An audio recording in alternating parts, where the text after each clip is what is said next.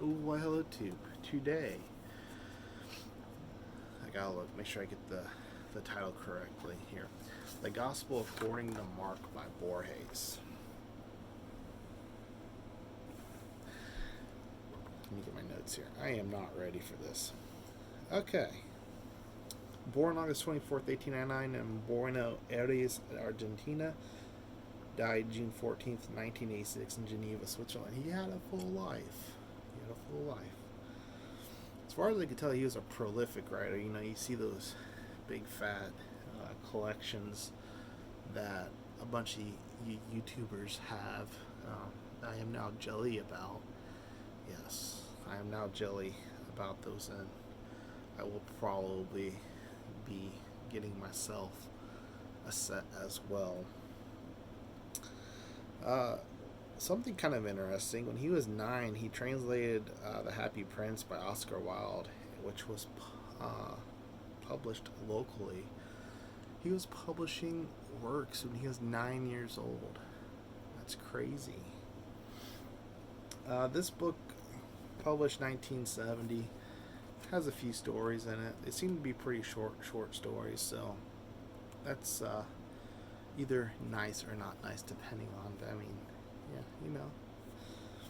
So this story blew my mind. Okay, I'm going to do this a little bit different than how I normally do them. I'm going to kind of give a rundown of the story, then I'm going to let you know when I get into at the end, when I get into spoiler territory, because I don't want to do I don't want to spoil this for anybody, but I also really want to talk about the ending, because the ending. So, and I did my notes on my Kindle like I always do, and if you ever try to use the Kindle at all, it auto corrects everything, and I didn't notice that until I sat down to do this video, and my notes are pretty much illegible. So, but we're going to try this. Balthazar Espinosa is our main man. His cousin invited him to spend the summer out on a ranch. And he said, "All right." So the Gutriers, I don't know how to pronounce her name.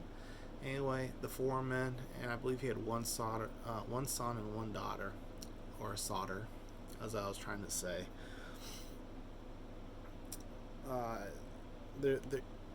He's the foreman. So his cousin's like, "I gotta go. I got some business to do," and Espinosa decided to stay there. And so his cousin leaves, and like this crazy rain comes and just floods everything.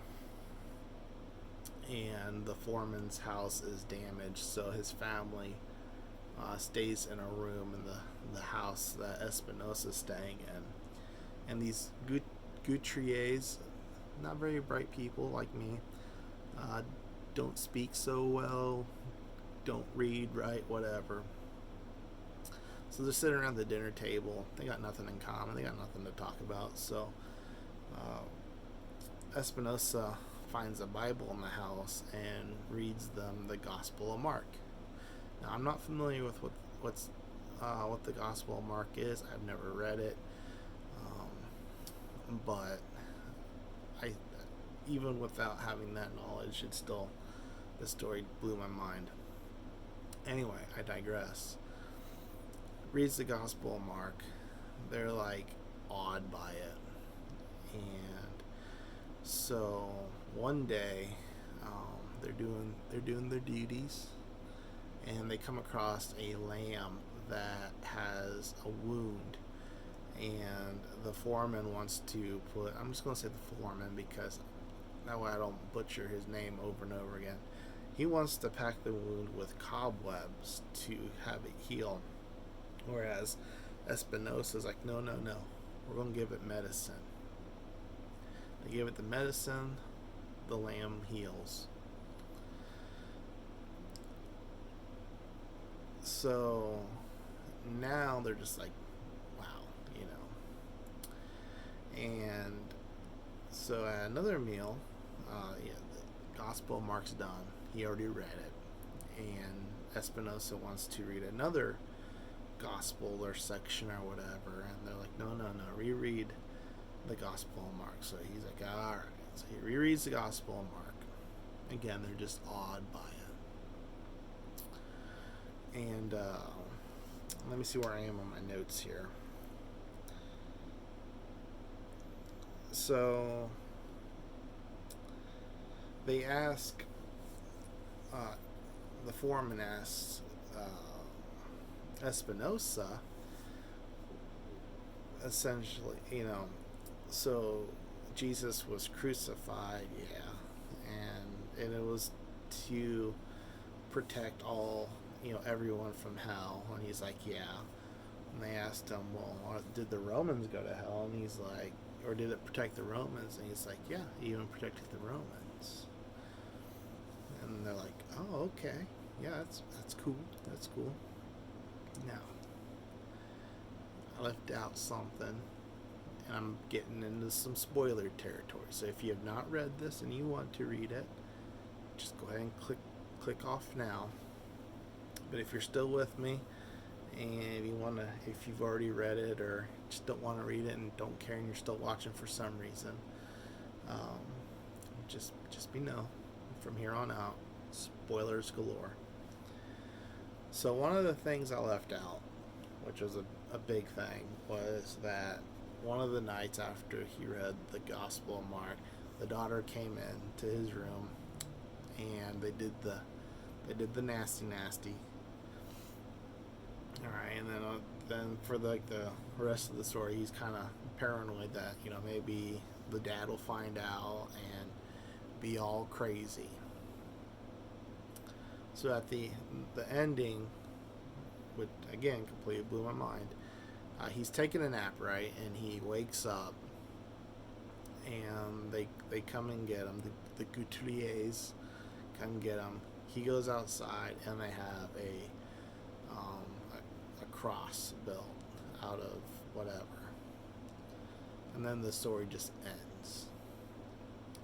So then so I read it, and I thought, well, shit, sorry, like, dang. Well, they found out that him and his daughter,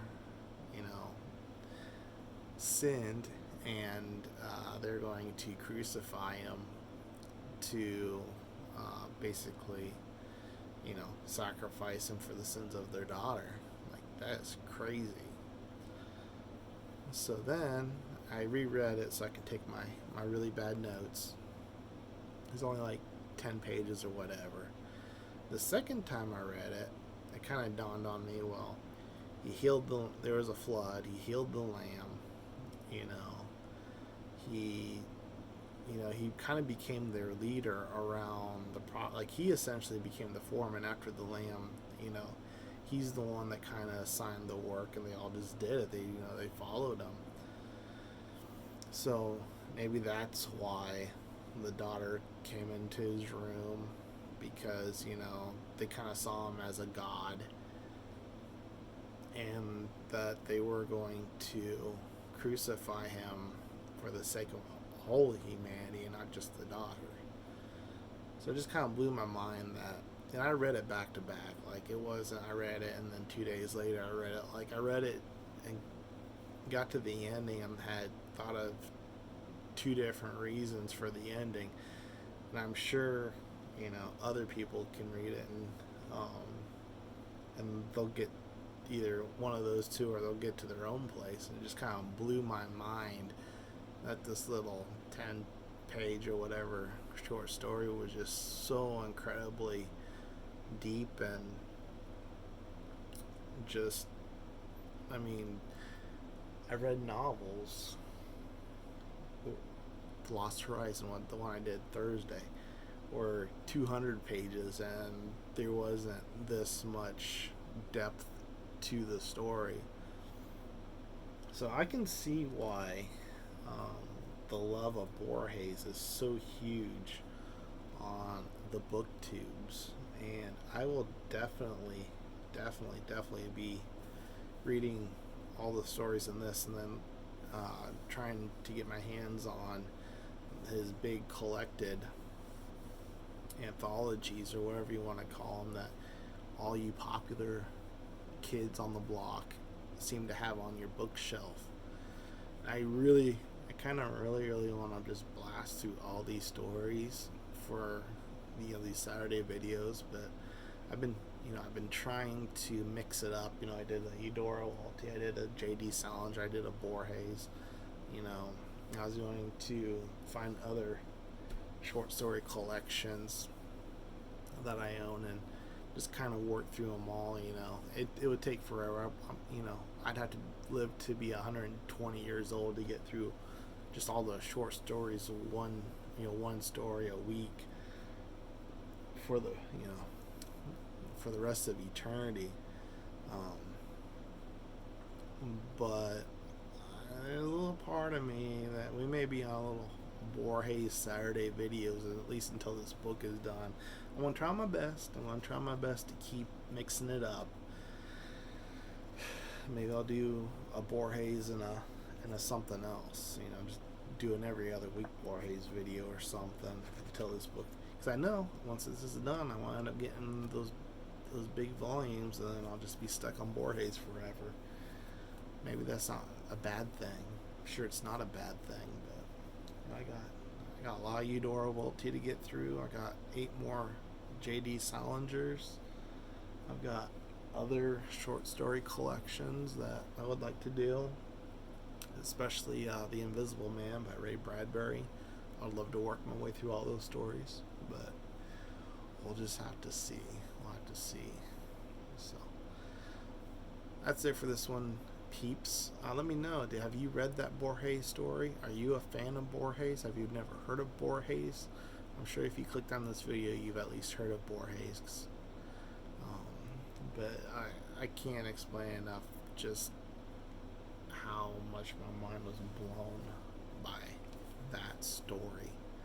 I did a 12-minute video on a 10-page book. That's even pretty good for me. That's it for this one, peeps. Cheers.